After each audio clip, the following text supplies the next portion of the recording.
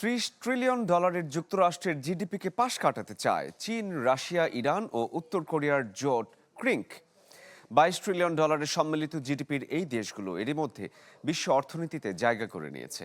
তেল আর যুদ্ধের লড়াইয়ে এরই মধ্যে এই জোট পশ্চিমা বিশ্বের মাথা ব্যথার কারণ হয়ে দাঁড়িয়েছে।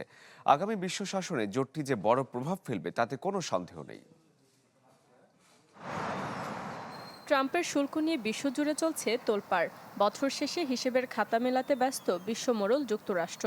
তবে সে খাতায় দাগ টানতে শুরু করেছে চীন, রাশিয়া, ইরান ও উত্তর কোরিয়া।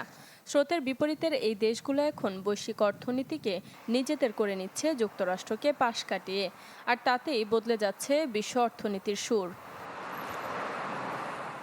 বিশ্ব জিডিপির 25% অর্থাৎ $22 ট্রিলিয়ন দেশ চারটির দখলে।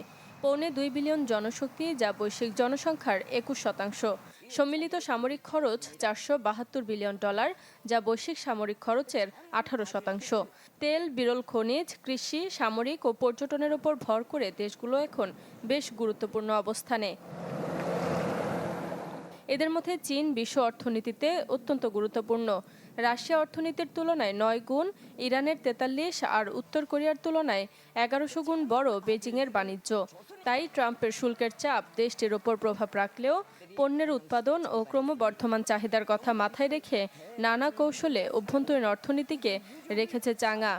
রাশিয়ার সাথে 245 বিলিয়ন, ইরানের সাথে $13 বিলিয়ন বাণিজ্য দেশগুলোকেও করেছে সমৃদ্ধশালী। তবে ইরানের সাথে $29 বিলিয়ন তেল বাণিজ্যে যুক্তরাষ্ট্রের নিষেধাজ্ঞা খুব একটা প্রভাব ফেলেনি। অবশ্য উত্তর কোরিয়া বিষয়ে জোটভুক্ত দেশগুলো খুব একটা কথা বলে না। এদিকে সস্তা দামে তেলের বাজার দখলের মাঝে অর্থনৈতিক নিষেধাজ্ঞা চলছে উত্তর কোরিয়া, রাশিয়া ও ইরানের ওপর। তারপরও দেশ তিনটি এখন যুক্তরাষ্ট্রের মাথা ব্যথার কারণ। আর সিল্ক রুটের পথ দিয়ে বাণিজ্য সম্ভাবনা আরও বাড়াতে চলছে নানা আয়োজন। শারমিন মাহমুদ, চ্যানেল 24।